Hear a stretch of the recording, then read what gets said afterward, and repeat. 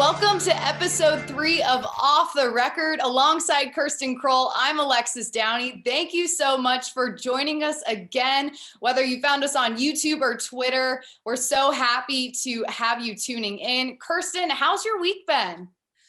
It's just the start of the week and it's already been a week. I know you and I were talking, we've been all over the place. You know, it's early on, but here's to things just picking up and getting crazier, and excited to be recording episode number 3. We haven't been canceled yet, so that's a good sign. And there has been just a lot happening in sports, especially this past week. Definitely. Between college sports, all of the professional sports, and some sports in Australia that we are going to talk about this week. There's so much going on, like you mentioned, but why don't you start us off? What's going on with college? Yeah, we got a full slate, and taking a look just at college specifically, it's been crazy. If you look across some of the leagues across the country, we've got a full slate of every single sport that you could possibly think of going on because of sports getting moved to a different season. And one of those that we aren't going to be seeing in action is the Ivy League, as they once again have opted out due to the ongoing pandemic. So no more sports as of right now, still going on in that league. And for all of the March Madness fans, we didn't get to see that last year. It was so disappointing right when the pandemic really started to close sports down. But this year, we're going to have March Madness. It's just 20 days away from Selection Sunday. And they also announced that they're going to have 25% capacity for fans. So that's really exciting. But the majority of the games are going to be played in Indianapolis. So not too far from me here in Chicago, but something that I'm really looking forward to. Yeah, and like you mentioned too, it's crazy to think that I don't even know if it had ever been canceled before, but for the first time, at least in my lifetime, having no March Madness last year, it was weird. It's nice to get somewhat normalcy back. And another thing too that maybe feels a little abnormal, but is getting us right on the back on the right track, is that volleyball is currently in the midst of their season. It got pushed from the fall over to the springs, and it looks like things nationwide are really starting to heat up. And if we look at the national polls here that are as of February 14th, Wisconsin is in a dominating first place spot, 8-0 record, 51 first place votes. And then in second ranked for, 8 votes and a 14-0 record is Texas, then Kentucky, Nebraska, Minnesota, a lot of Big Ten teams within the top 10. Yeah, Big Ten volleyball has always been so much fun to watch. I know at Michigan State, going to those games was unlike any other sport on campus, packed in the gymnasium. It was always loud, fans were there, but I'm certainly sure it's quite different this year, assuming that there are no fans in these gymnasiums, probably a little bit more quiet for these games. A lot quieter, and especially too at the barn in Minnesota. That's a change of pace because those games are usually packed. And, with both of us being so close to the Big Ten and how good this league has historically been, I think it's a good place to start off with us diving in even deeper.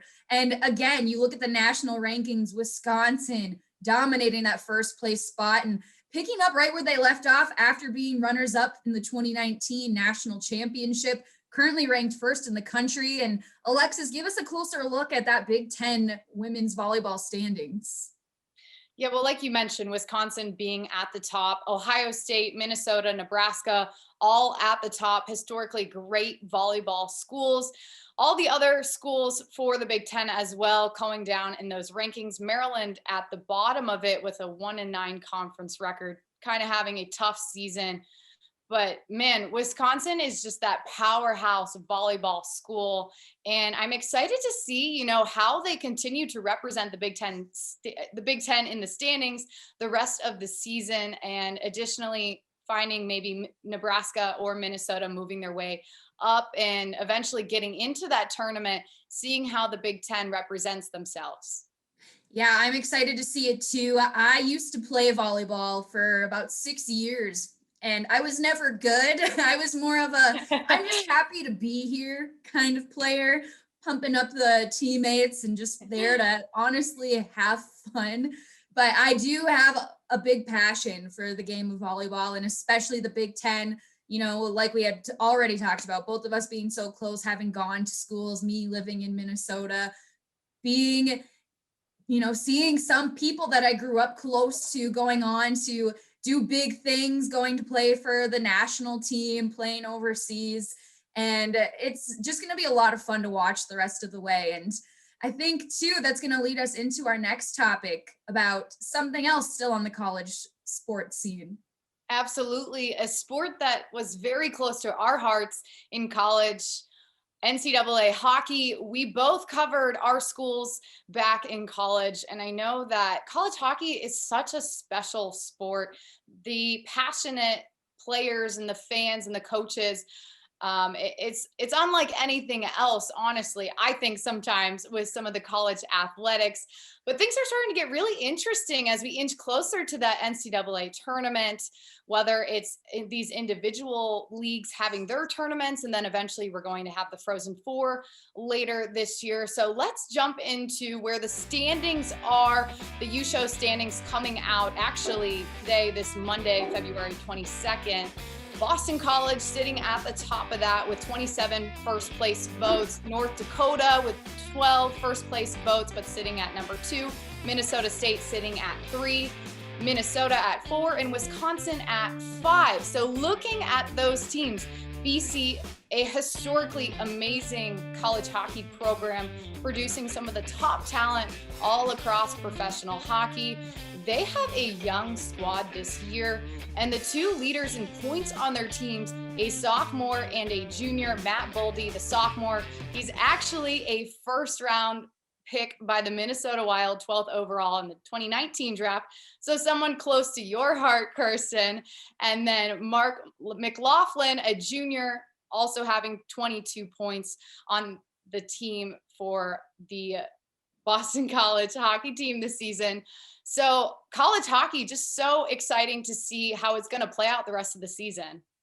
Yeah, I'm really excited. I may not be in college anymore, but I'm still following what's going on closely. There is truly nothing like college hockey. It is so much fun to watch, and the energy and the atmosphere may be a little different this year, but the intensity that the guys have is still something special. And you mentioned Matt Boldy. He's been having a heck of a season. He was tearing up the ice in World Juniors, and I know a lot of Wild fans are really being vocal about wanting to see him in a Wild sweater next season. So, I mean, I wouldn't be mad about that if that was the decision that was made. But a little piece of beef that I just got to pick with you quick, a bone, if you will. You mentioned the top 5, but you stopped right before number 6. My alma mater, St. Cloud State, currently ranked 6th in the USCHO poll nationally. And they had a little bit of a down year last year, and it was an unusual season towards the end and in this year too, but shameless plug, they've been dominating this season, and 3 of the top 10 teams being NCHC teams. So that conference, it's historically been known in its short time of existence to just produce winners and solid players. And one team that really has been solid this season is North Dakota. Over the weekend, they clinched their 2nd straight Penrose Cup, which is the NCHC Conference Championship. And they've got a really stacked roster of solid players. I know with the postseason getting canceled for all college sports last year, but specifically hockey, North Dakota really thought they had a chance to win that national title. And if you look even this season, they've got a lot of returning players, but 3 players who are currently in the running for the Hobie Baker Award. And it includes last year's hat trick finalist, Jordan Kawaguchi, Shane Pinto, and Matt Kierstead. So, I mean, I hate to say it because the St. Cloud fan and alum in me just grew to hate North Dakota, but they've got a solid roster this season. It's hard to hate on a team that is producing so well on the ice. I can speak for the Big Ten hockey conference on my side, usually a conference that's pretty through and through. Overall, all the teams are doing extremely well. This season, I wouldn't say it's been the best for the Big Ten, but I did mention that Minnesota and Wisconsin are in those top couple teams. The rest of the conference kind of having a down year, I would say. but I would be excited to see a Big Ten program in the Frozen Four later this year. It would be interesting and maybe change things up a little bit too, but we'll have to see, especially too, as we get closer to tournament time and those top 16 teams that are going to be really making it into the NCAA tournament. Absolutely. And I think we're going to head to our first break, but don't go anywhere. We will be back with more on some spring training updates.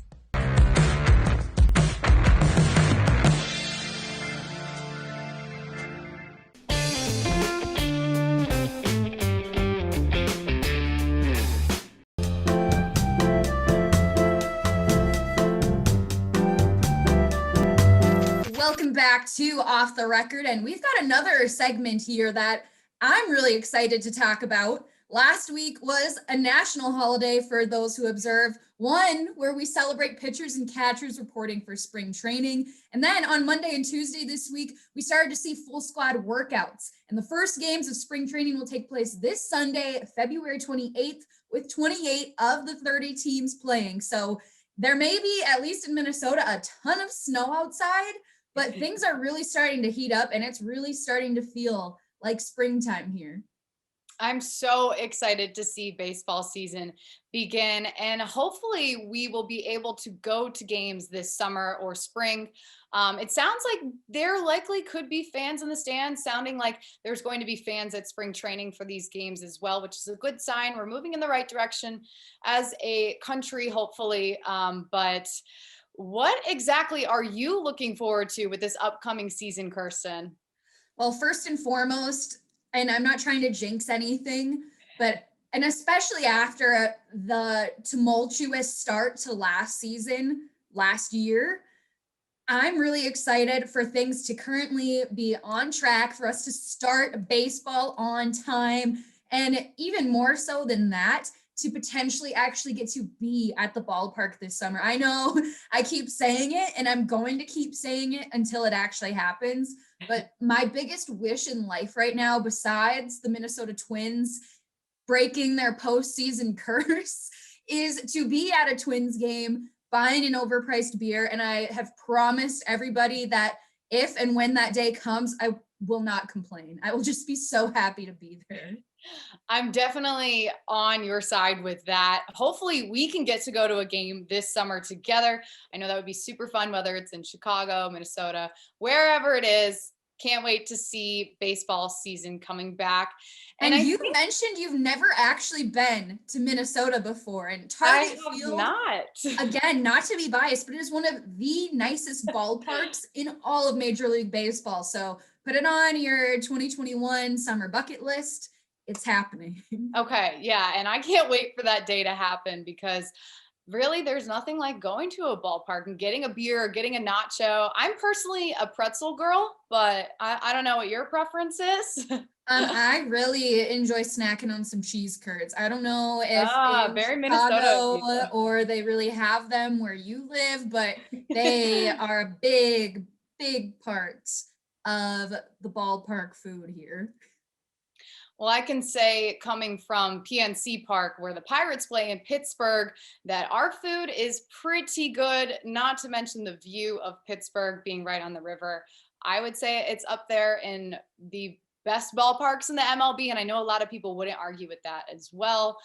But kind of jumping into more of the team side this season, the Dodgers are going to be looking to defend that World Series title. They've got so much talent, likely going to do really well again this season. But one team that I'm kind of looking at is the Angels, actually, because Mike Trout is getting older. He's not as young as he used to be.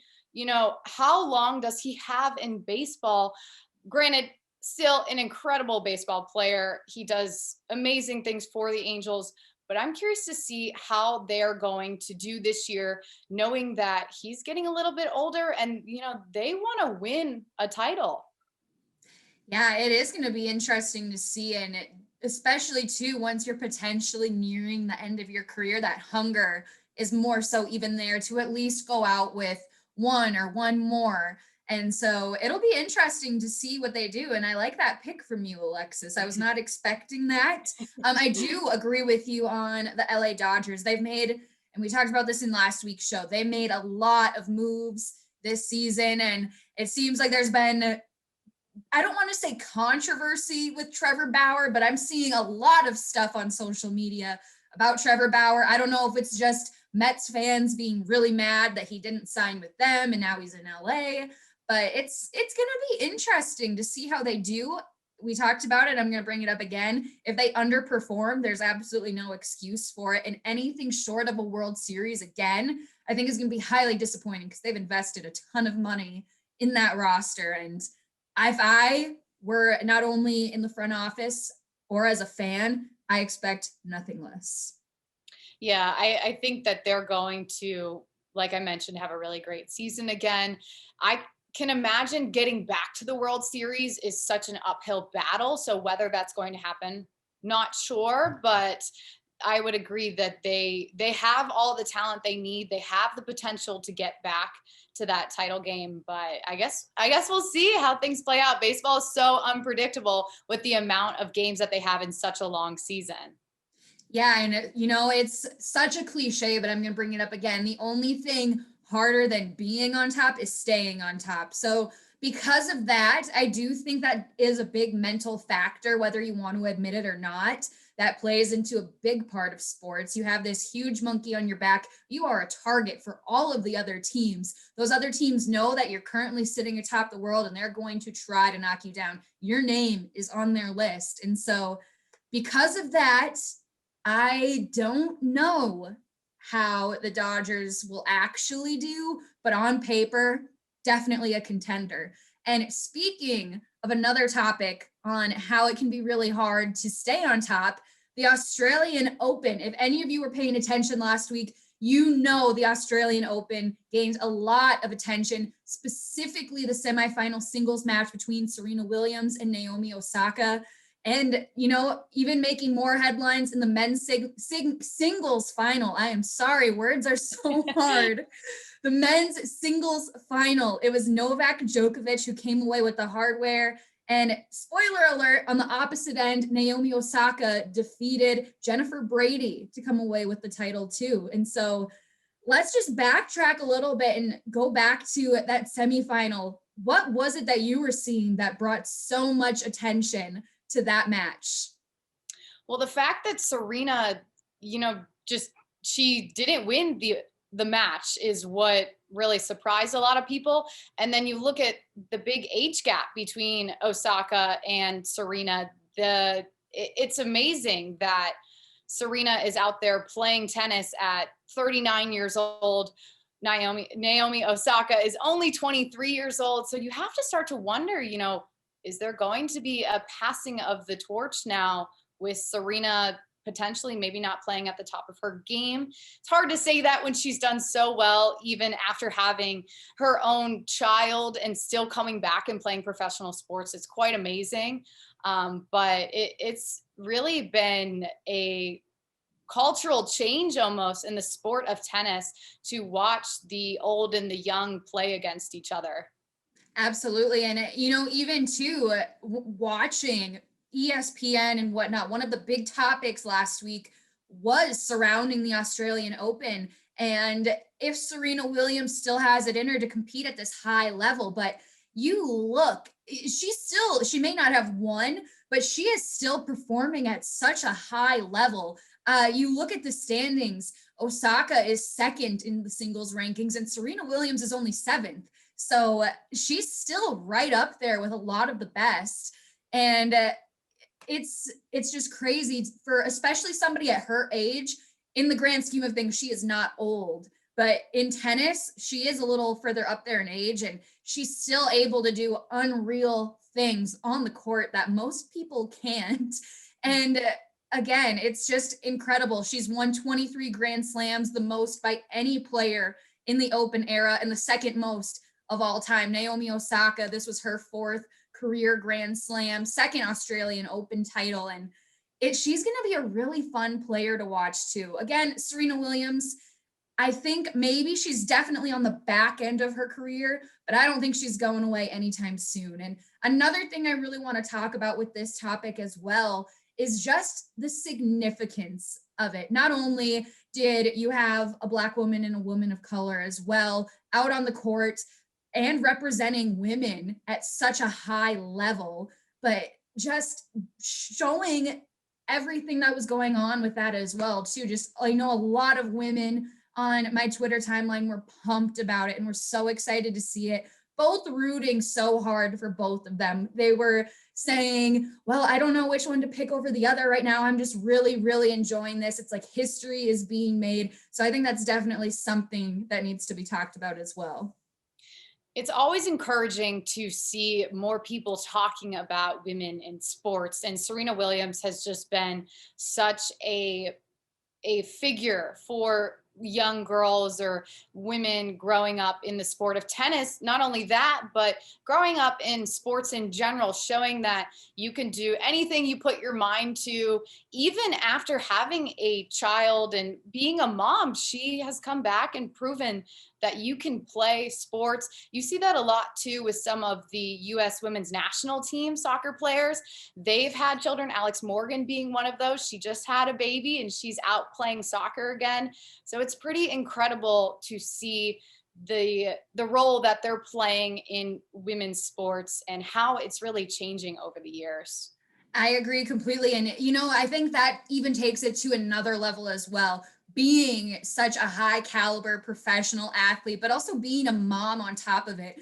I don't know from personal experience, but I've heard from a lot of women that one of the hardest things you can possibly do is come back or get back in shape after having a child. So seeing these women do it, some not only once, but twice, your body is never quite the same. So you're learning almost how to completely relearn everything that you once were so easily able to do that now is potentially 2 times harder than it was.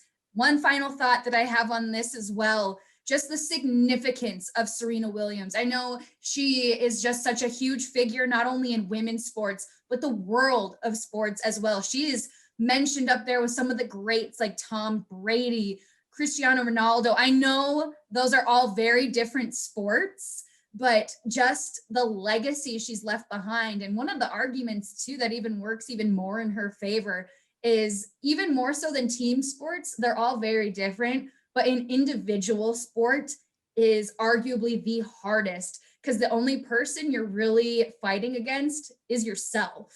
And you, at the end of the day, are the one person you can really count on. You're the only one who can go out on the court and produce. And so that just speaks volume too. And the mental aspect, I give her just a bunch of credit for being such a legend. That's such a good point that you brought up. And I heard something on the news actually recently that says, that someone has made an impact when they're known by just one name. You hear just Serena. She doesn't even need Serena Williams. You know who you're talking about. You think of Tiger Woods. We know him as Tiger, Tom Brady, whoever you can think of. If they are known by just that one name, they're really, they really made it. LeBron James, LeBron. So she's really made her staple on this world.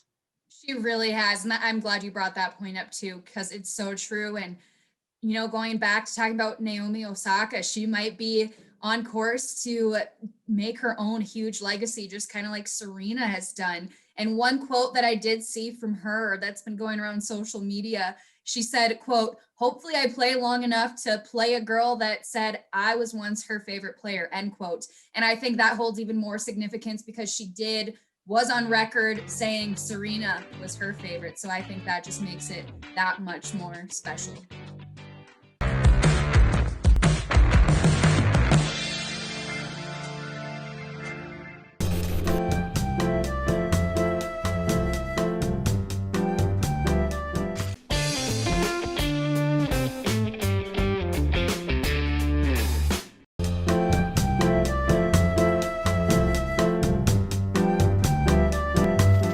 we've made it to one of our favorite segments of the show, on or off. One of us will give a statement. The other will say whether they agree or disagree. I will start. Kirsten, it was a bad idea to have an NHL game during the day at Lake Tahoe. So strictly because of the wording of this question, during the day, I'm going to say that's on. I think this did not go as planned. I don't really know if people expected both of the games to get postponed, one a day later, one to the late evening. I don't know if that was something people really saw in the cards.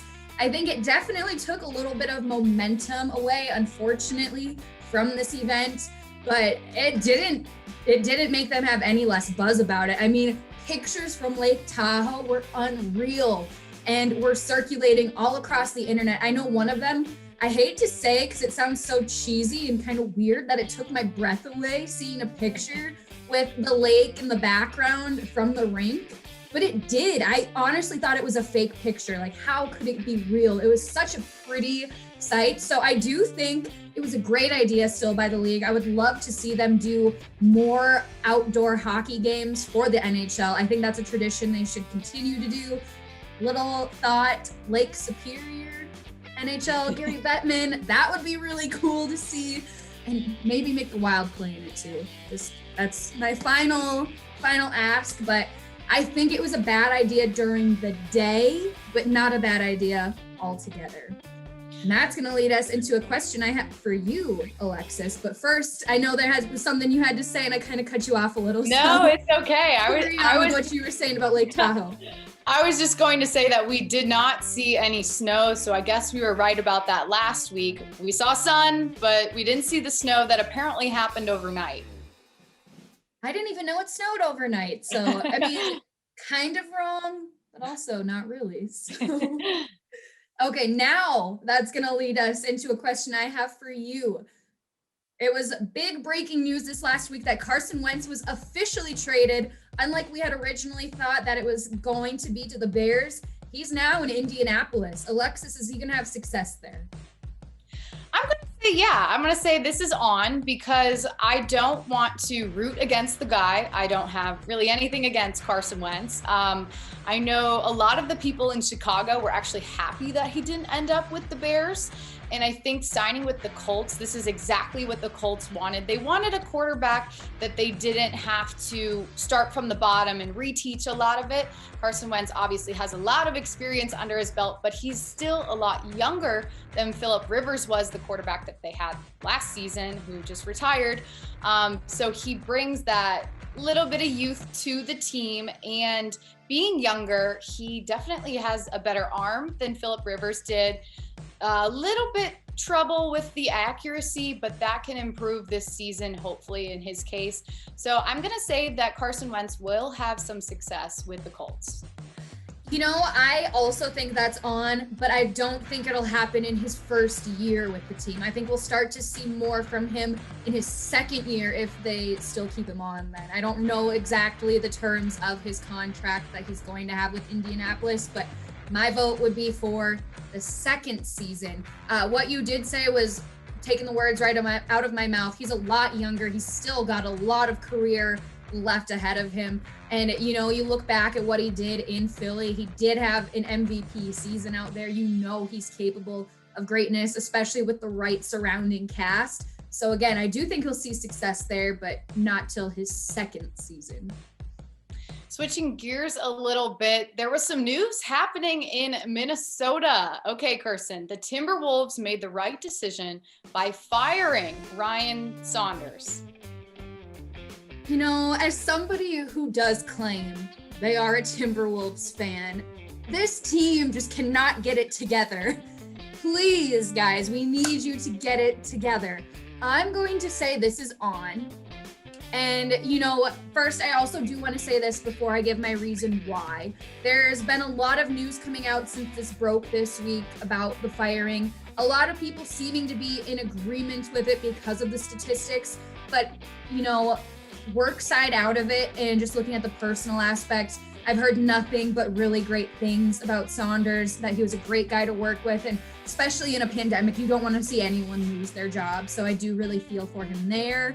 I'm really hoping for the best for him, that he does get an opportunity elsewhere really soon. I do think he's deserving of it. Even the players loved Saunders, but you've got to put up more impressive stats than you did when you look at his 3 seasons that he spent in Minnesota. If you look back at the 18-19 season, the Wolves went 36-46. So, I mean, you're below 500, not where you want to be, but you still got to be better than that. So you're hoping the next season it's better, right?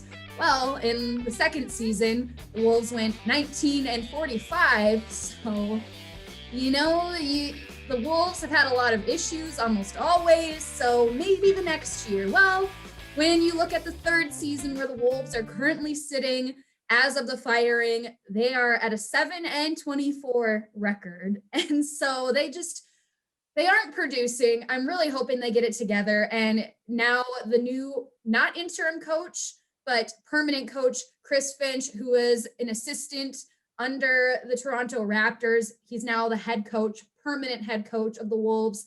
I'm interested to see if and how he can turn this team around, because they need it. They certainly do. And basketball is such a fast moving sport that seeing how he's going to turn around the team, hopefully it's going to take some time, unfortunately. It won't be this season, but we can hope we see some spurts of progress before this season comes to an end. But one final question for you, Alexis. EA Sports bringing back college football is a welcome return, on or off?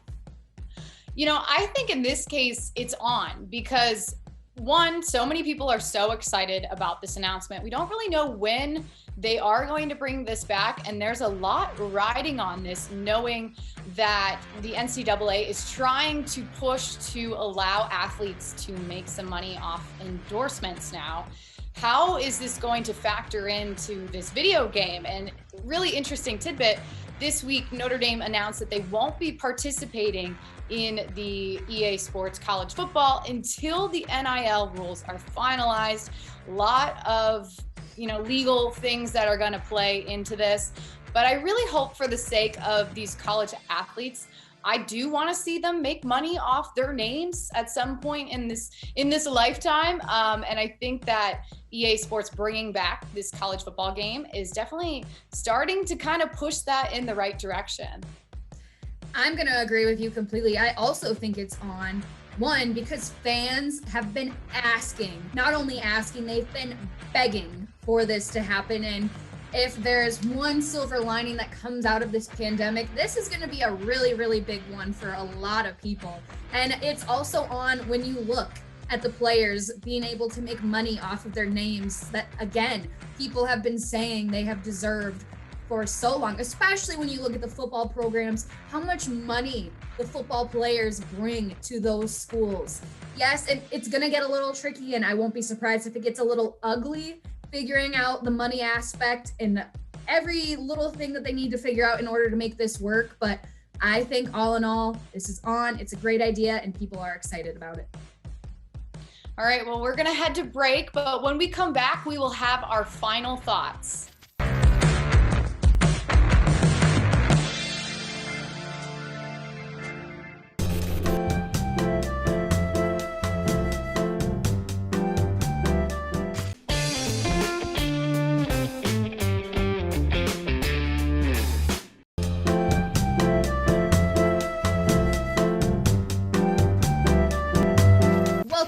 To Off the Record. And Alexis, I think it is time for us to do something that we're going to call our final thoughts. One thing I want to say before we wrap up the show is a big congratulations to Patrick Mahomes and his fiance, Brittany Matthews, on the birth of their first child, Sterling Sky Mahomes. She was born, I believe it was on Sunday. And just how excited those two were to have their first child. And they've been together forever, high school sweethearts. I'm so happy for these two, and they're going to be great parents, and I can't wait to see the pictures of this little cutie if they choose to share them with us.